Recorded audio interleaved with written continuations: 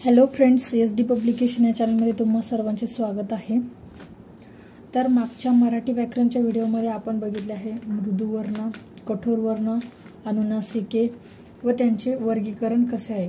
मृदुवर्ण हे 35 आहे आणि त्यामध्ये स्वर, स्वरादी हे मृदुवर्ण, त्यानंतर अर्धस्वर, महाप्राण, अनुनासिके यांचा समावेश आहे।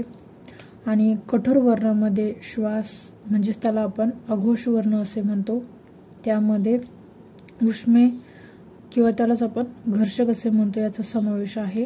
त्यानंतर आहे अनुनासिके म्हणजे स्पर्श व्यंजनाचे 3 प्रकार पडतात, मृदुवर्ण, कठोर वर्ण, अनुनासिके। तर अनुनासिके म्हणजेच काय, तर अनुस्वाराऐवजी वापरल्या जाणाऱ्या वर्णाला अनुनासिके म्हणतात। अनुनासिकेलाच परसवर्ण म्हणजे दुसऱ्यावरती अवलंबून असणे, जसे की घंटा, घंटा जसं इथे अनुनासिक न येतं, ट या गटातील 5व्या टच्या गटातील 5व्या स्थानचे अनुनासिक न हे आहे, जसं की ट, ठ, ड, ढ, न म्हणजे 1 2 3 4 5 ट या गटातील 5वे अनुनासिक आहे म्हणून इथे न लिहिलेले आहे।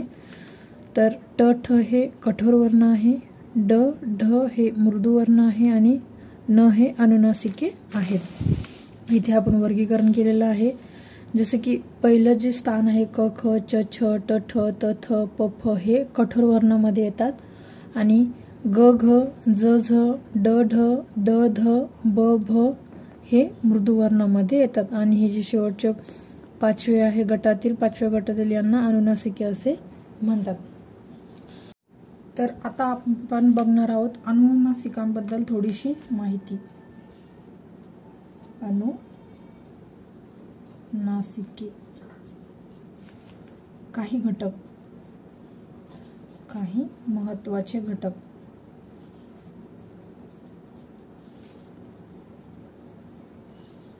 महत्त्वाचे घटक बघणार आहोत आपण। काय आहे पहिला पॉइंट, 2 शब्दात सारखेच अनुनासिक, 2 शब्दात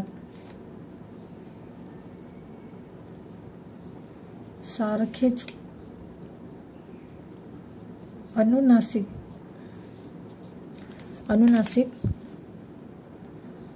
असल्यास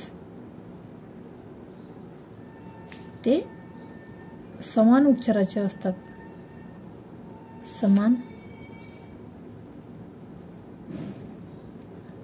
उच्चाराचे असतात। आता यावर मी तुम्हाला फक्त डेफिनेशन लिहून देणार नाहीये, तर आपण यामध्ये काही उदाहरण सुद्धा घेणार आहोत। जसे की पहिलं उदाहरण आहे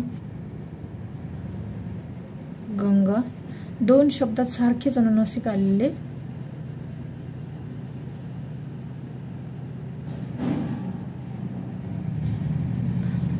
आता आपण बघूयात ग या गटातील, म्हणजेच इथे आपण लिहून घेऊया क, ख आणि ग, घ आणि न हे अनुनासिक आहे।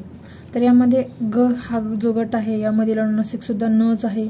या गच्या शब्दात मध्ये सुद्धा नच हे अनुनासिक आलेले आहे, आपण बघत आहोत।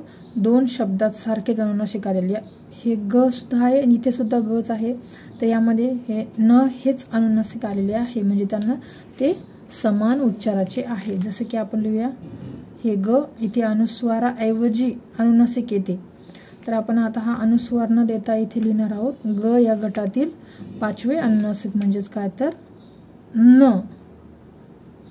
तर हा शब्द सुद्धा झालेला आहे गंगा,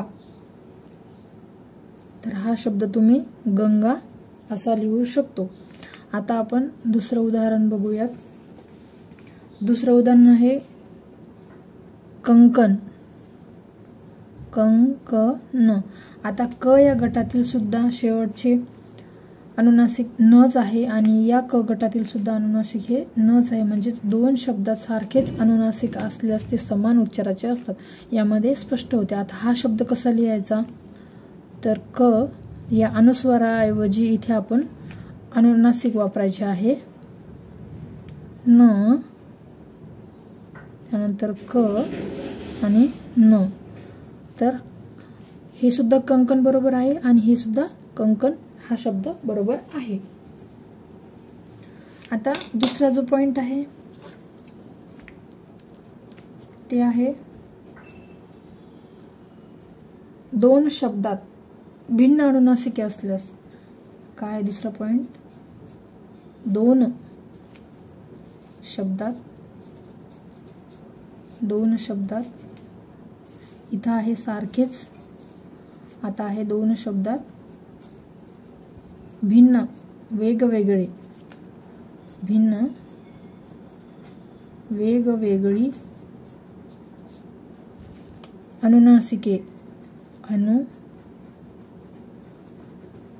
अनुनासिके असल्यास ती कोणत्या उच्चाराची असतात विद्यार्थी मित्रांनो? तर ती भिन्न उच्चाराची असतात. इथे समान आहे कारण की सारखेच अनुनासिक आहे, इथे भिन्न अनुनासिक आहे, त्यामुळे भिन्न उच्चाराची असतात.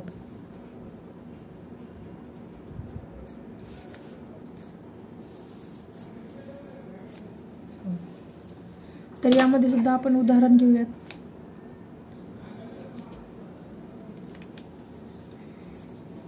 तर इथे लिहूया आपण करंटा.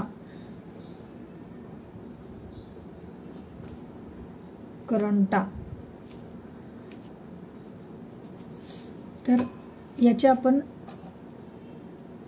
कसे लिहिणार आहोत एक मी तुम्हाला करून दाखवते आणि दुसरं उदाहरण तुम्हाला मला कमेंटमध्ये करून सांगायचं आहे. आता इथे करंट हा शब्द आहे, इथे अनुस्वार आहे म्हणजे अनुस्वाराऐवजी आपल्याला अनुनासिक वापरायचे आहे. तर इथे आपण लिहूयात क, त्यानंतर इथे र आलेलं आहे आणि इथे आलेलं आहे ट. तर आपल्याला ट या गटातील म्हणजेच ट, ठ, ड, ढ आणि न. तर इथे काय शब्द आलेला आहे? करंटा. तर अनुस्वाराच्या नंतर जो शब्द येतो त्या वर्णातील पाचवे वर्ण म्हणजेच अनुनासिक असते. तर ट या गटातील न हे पाचवे अनुनासिक आहे म्हणजेच काय इथे आपण लिहिणार आहोत क, र आणि इथे लिहिणार आहोत न.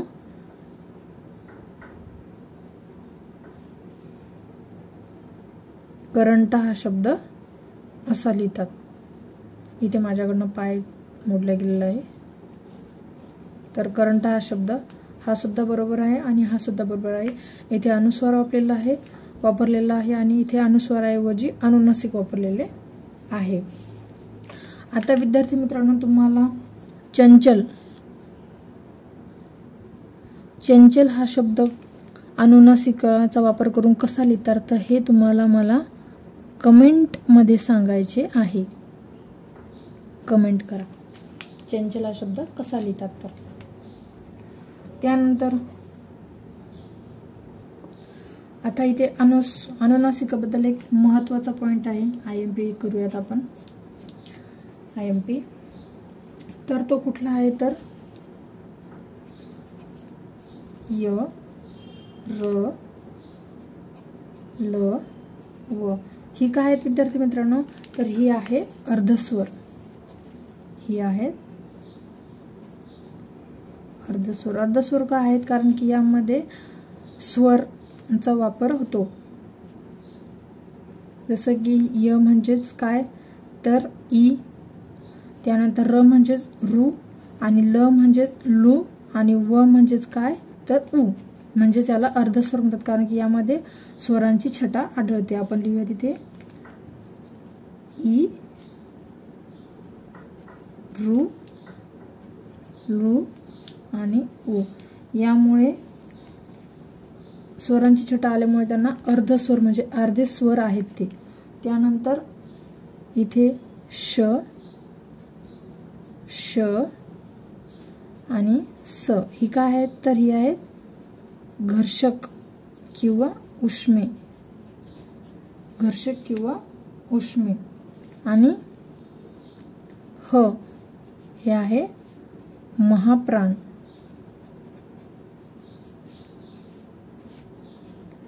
हे आहे महाप्राण. तर यामध्ये काय एक महत्त्वाचा पॉइंट आहे, यांच्या पूर्वी य र ल व श श स ह यांच्या पूर्वी, नीट लक्ष द्या, यांच्या पूर्वी येणाऱ्या अनुस्वाराबद्दल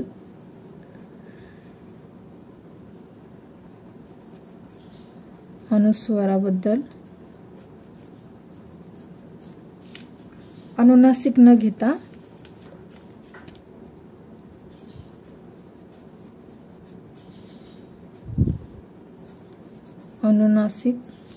घेता इथे न लक्ष ठेवायचं आहे, न घेता केवळ शीर्षबिंदू द्यावा. केवळ शीर्ष बिंदू द्यावा, म्हणजेच टिंब द्यावे मराठी, आपल्या शुद्ध मराठी भाषेमध्ये.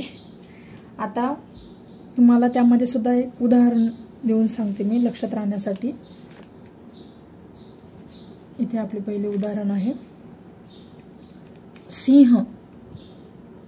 जसं की सिंह हा जो शब्द आहे, आपण जर याचा अशा प्रकारे लिहिण्याचा प्रयत्न केला तर आपण लिहू शकतो.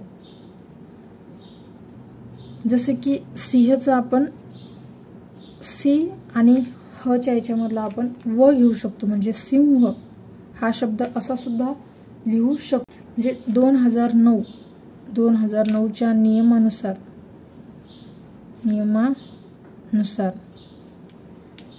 यांचा वापर सिंह असाच लिहायचा आहे. यामध्ये अनुस्वाराबद्दल अनुनासिक न घेता केवळ शीर्षबिंदू द्यायचा आहे. इथे अनुनासिक वापरायचे नाही, हे वापरायचे नाही, असे वापरायचे. यामध्ये अजून एक उदाहरण आहे, जसे की इथे लिहिलेलं आहे ना, य र ल व श श स ह यांच्या पूर्वी येणाऱ्या, म्हणजे ह च्या पूर्वी येणाऱ्या अनुस्वाराबद्दल अनुनासिक न घेता केवळ शीर्षबिंदू द्यावा. आता दुसरे एक उदाहरण बघूयात आपण, संयम. याचा सुद्धा आपण अनुनासिक वापर करून लिहू शकतो. जसं की संयम, स य म हा शब्द आपण असं लिहू शकतो, परंतु या नियमानुसार हे असे लिहायला चालत नाही. हे बरोबर आहे. असेच बरेच काही उदाहरण आहे, जसे की सिंह, संयम, संशय, त्यानंतर संज्ञा. तर ही लेखन नियमानुसार योग्य आहेत.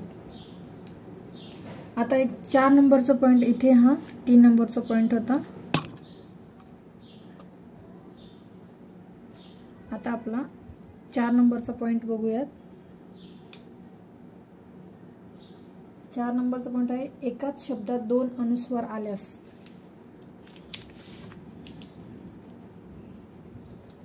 एकाच शब्दात 2 अनुस्वार आल्यास. आपण आता इथे वरती बघितलेलं होतं, इथे सुद्धा एकदाच अनुस्वार आलेला आहे, इथे सुद्धा एकदाच अनुस्वार आलेला आहे, इथे पण. परंतु आता एकाच शब्दात 2 अनुस्वार आलेले आहेत, तर तेव्हा काय करायचे आहेत, तर तेव्हा हे बघा उदाहरण, जसं की संबंध हा शब्द आहे. संबंध हा जो शब्द आहे, या एकाच शब्दामध्ये 2 अनुस्वार आलेले आहे. हा स वरती एक अनुस्वार आहे आणि ब वरती एक अनुस्वार आहे. तर ते लिहिताना या स चा या ब वरती आघात होणार आहे आणि या ब चा ध या वर्णावरती आघात होणार आहे. तर हा शब्द कसा लिहायचा तर स, त्यानंतर इथे ब या गटातील कोणते अनुनासिक आहे विद्यार्थी मित्रांनो मला सांगते, तेव्हा आपण लिहून घेऊयात. प, फ, ब, भ आणि म. तर आता इथे तुम्ही बघू शकता की ब या गटातील म हे अनुनासिक आहे. तर आपण इथे काय लिहूया, इथे झालं असं, म्हणजे या अनुस्वाराबद्दल आपण एक अनुनासिक वापरले म. आणि ध या गटातील आता इथे त, थ, द, ध आणि न. तर ध या गटातील, इथे माझ्याकडनं चुकून झालंय, तर ध या गटातील न हे अनुनासिक आहे. आता आपण जसं या अनुस्वाराचा या ब वरती आघात झाला आणि या ब चा या ध वरती आघात होणार आहे, तर संबंध इथे आपण लिहूयात न आणि इथे आहे ध. तर हा शब्द असा तयार झालेला आहे. हे सुद्धा बरोबर आहे संबंध आणि हे सुद्धा बरोबर आहे संबंध आहे, पण आपण नेहमी असंच वापरतो, जास्त अनुनासिकांचा वापर करत नाही. इथपर्यंत समजलं तुम्हाला? तुम्हाला माझी शिकवण्याची पद्धत कशी वाटत आहे मला कमेंट करून सांगा. आणि व्हिडिओ आवडल्यास व्हिडिओला लाईक शेअर करायला विसरू नका. आणि SD पब्लिकेशन या चॅनलला सबस्क्राईब करा.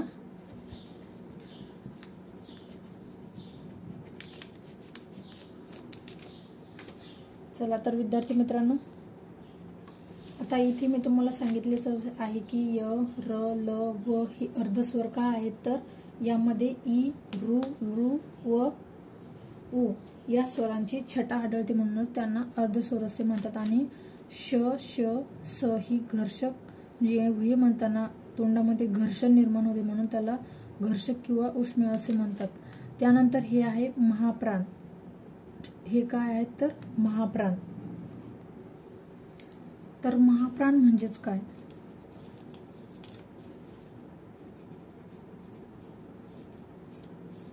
महाप्राण म्हणजेच फुफ्फुसातील हवा तोंडावाटे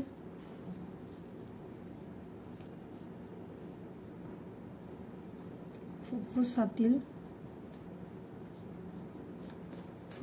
हवा तोंडावाटे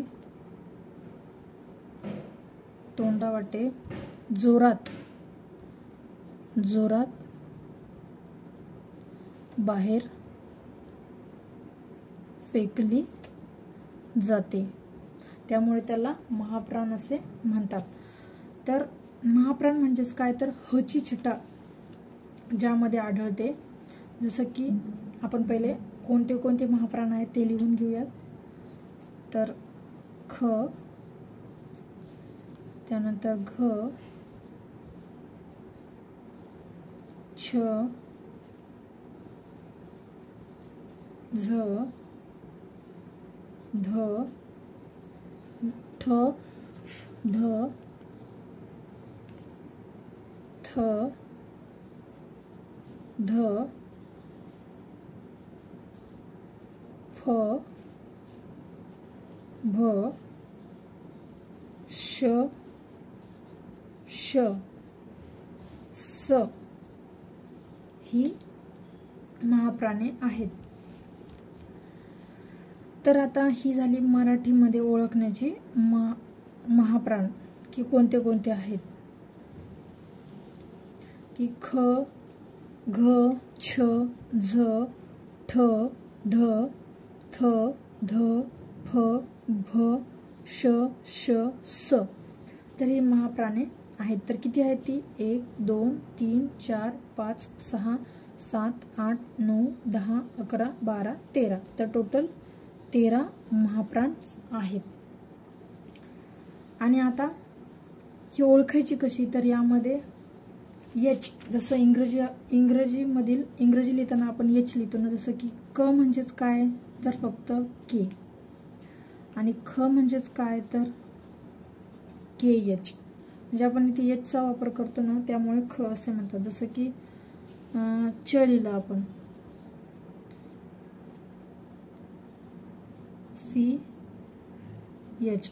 यामध्ये हे एक अपवाद आहे छ आणि स मध्ये. तर स मध्ये फक्त यस वापरतात आणि च मध्ये CH वापरून सुद्धा हे महाप्राण नाहीये, हे अल्पप्राण आहे. लक्षात ठेवायचं आहे, हे अल्पप्राण आहे. तुम्हाला परीक्षेमध्ये कन्फ्यूज करण्यासाठी हा प्रश्न विचारू शकतात. आणि हे आहे महाप्राण, हे अपवाद आहे. तर हे लक्षात ठेवण्यासाठी तुम्हाला एक ट्रिक्स सांगते. सच ट्रिक्स आहे. तर ती ट्रिक्स कुठली आहे तर इथे तुम्ही लिहायचं आहे सच. असं म्हणतात ना CID मध्ये, सच में कुछ तो गडबड है.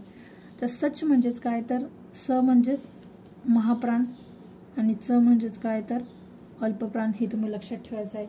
स मध्ये H इंग्रजी अक्षरातील H नसून सुद्धा ते महाप्राण आहे आणि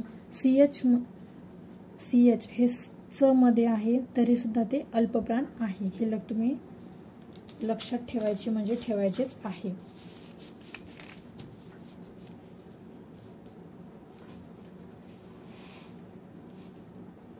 त्यानंतर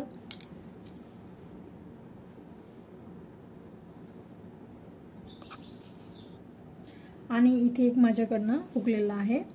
तर ख, घ, छ, झ, ठ, ढ, थ, ध, फ, भ, श, श, स ही महाप्राणे आहेत आणि सर्वात मोठं महाप्राण म्हणजेच कोणतं तर ह. त्यामुळे 14 महाप्राण आहेत. 14 महाप्राण आहे. आणि आता अल्पप्राण किती तर आपण लॉजिक लावून सुद्धा विचार करू शकतो की 14 महाप्राण आहे. टोटल व्यंजने किती आहेत तर 34 व्यंजने आहे. त्यामधील 14 महाप्राण म्हणजेच 20 अल्पप्राण. 20 अल्पप्राण असतील. तर आता ते कुठले ते आपण बघूया.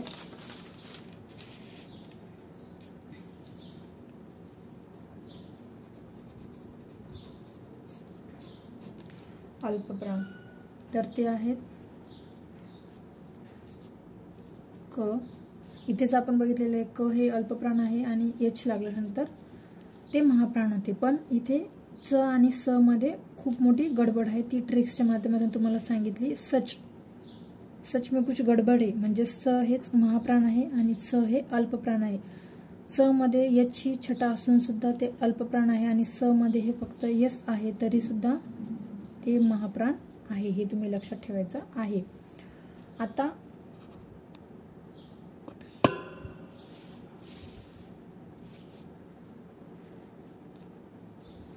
अल्पप्राण कोणकोणती तर क, ग. जी महाप्राण्स नाही ती अल्पप्राण्स आहेत. असं ग. त्यानंतर न. यामध्ये अनुनासिकांचा समावेश होतो. न, च, ज, न, ट, ड, न, त, द, न, प, ब. त्यानंतर म. त्यानंतर य, र, ल, व आणि स्वतंत्र वर्ण म्हणजे ळ.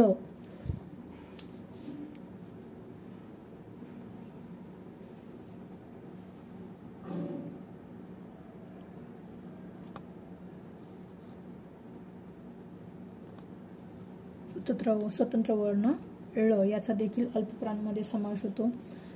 ही अर्धस्वर, स्वतंत्र वर्ण. त्यानंतर अनुनासिक कुठले कुठले आहेत तर हे न अनुनासिक आहे, न अनुनासिक आहे, क या गटातील न, च या गटातील न आणि ट या गटातील न, त या गटातील न नळाचा न आणि प या गटातील म हे 1 2 3 4 5 या अनुनासिकांचा समावेश होतो। 4 अर्धस्वर, 1 स्वतंत्र वर्ण आणि ही अल्पप्रांस। अशा प्रकारे 1 2 3 4 5 6 7 8 9 10 11 12 13 14 15 16 17 18 19 20 हे बघा इथे आपण लिहिले 20 अल्पप्रांस। किती आहेत तर 20 अल्पप्राण। SD पब्लिकेशन या चॅनलला सबस्क्राईब करा व बेल आयकॉनवरती क्लिक करून ऑल नोटिफिकेशन ॲक्टिव्ह करा। व्हिडिओ आवडल्यास व्हिडिओला एक लाईक, शेअर आणि कमेंट करायला विसरू नका। Thank you so much.